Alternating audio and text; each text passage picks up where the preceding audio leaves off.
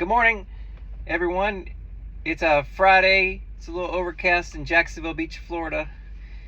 They're forecasting some rain, but apparently that's not coming in till later on today. So I got 2 cars, hoping I can get them done before the rain comes.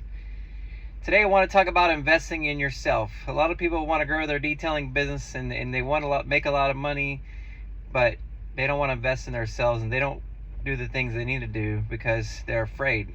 Maybe they just don't know how to do it, and so they go out and they buy the cheapest equipment they can buy. They go out and buy a used van, or maybe they go out and buy a car and stuff it all in their car, and then they make up excuses why they can't make any money. But the reality is you never invested in yourself, and we've all been there. I've been there. When I started out my business, it was a 2004 Ford Ranger, and then I had a trailer and a little water tank and a pressure washer, and I did that for years and years and years, and I always wanted to make money. And I always thought to myself, I said, man, if these customers would just pay for all this stuff, I would do it. But the customers are willing to pay for it if you invest in yourself. They're not going to give you this stuff. So after I spent years and years and years detailing cars and not investing in myself, people would always make fun of me. They would say, oh, you don't go over the bridge. I'm like, man, you don't understand. When I go down the highway on the JTB bridge, my trailer sways, and I've already replaced 2 transmissions in my truck, but there's tons of money over that bridge.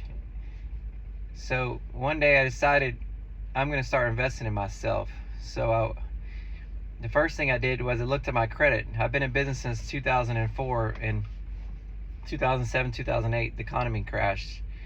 So I kept pushing through when the economy crashed, because I did really good work. And a lot of people, when the economy crashed, they folded up, but I didn't. But in return, I had a lot of debt that I couldn't pay because I just couldn't get the work.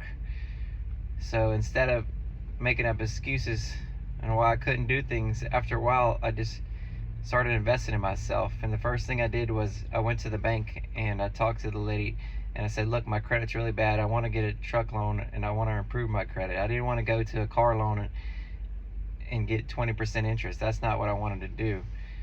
So the lady said, look, it's not what's on your credit, it's the good things on your credit. And most of all the stuff that was on my credit I had already paid off, but I didn't have any new good things. So I got a $500 credit card, and I paid $75 on that credit card every month, and then I paid it off, and eventually my credit score shot up to almost 700.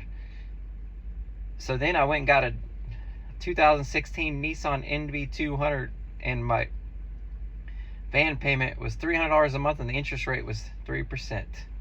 So now I got the van, I got a pressure washer, I got a water tank, I had my deionized tanks, but I needed more equipment. And I got to thinking, how else am I going to get this equipment? Well, I was really good with the credit cards, so I looked up this Citibank credit card, and it was the 12 months, 0 interest. So what I did was I would buy a piece of equipment, and it was like $100, $200, and then I'd pay it off, and then I'd do the same thing. I'd keep doing it over and over and over, and then eventually I had all the equipment I needed, and I didn't pay interest on it because the customers are going to pay for that equipment. And then I just kept working and working, and I started working at a self-service car wash that my buddy bought in 2017. And I really wanted a way to steam clean cars. So a guy that I knew for a long time, probably about 10 years or so, he had this Optima steamer. It was a used machine.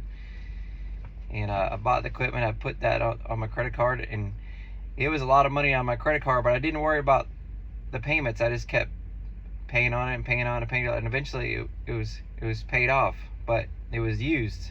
So I wanted something brand new. I kept tired of buying used equipment, so I went out and I got a security loan, and I'm paying on and paying off, and then I raised my prices, but that paid for itself in 1 year, and I kept the capital in the bank. But what I'm trying to get at is, if you are not willing to invest in yourself, how do you expect the customers to invest in you? A lot of people are afraid. They're like, oh yeah, I don't want to use credit cards, I'd rather pay cash and this and that. But you have to have debt. Debt is a good thing. Now, if you need $5, $10, $15, $20,000 worth of equipment. You just got to figure out a bigger way to get it instead of putting it on a credit card, because the interest rates will kill you. But the most important thing is looking at equipment that is efficient. You got to buy equipment that's efficient. If you're going out and buying all the cheap products and cheap gadgets out there, the detail business, most of those equipment is for homeowners. They're not made for commercial detailers. We, as detailers, we need something that's going to last, not going to break down, and we need power. And a lot of the equipment out today is made for homeowners, and it's made to take out of your garage once or twice a month, and if it breaks, they don't care, they throw it to the side. But if you're making money with your equipment, it has to be efficient and it has to work really good. It ain't going to do you no good if you're going out and buying a $100 pressure washer and you're always going to Harbor Freight replacing that pressure washer, or you put that $100 pressure washer in your van and it won't even draw water from the tank because you have to add all these pumps and batteries, and is this really not worth it? You know, if you don't invest in yourself, then you'll never make it. You're constantly going to struggle in your detailing business. But if you put the time in and you do something over and over and over, it's going to work. And that's what you have to do in your detailing business. If you want to make it successful, you have to invest in yourself.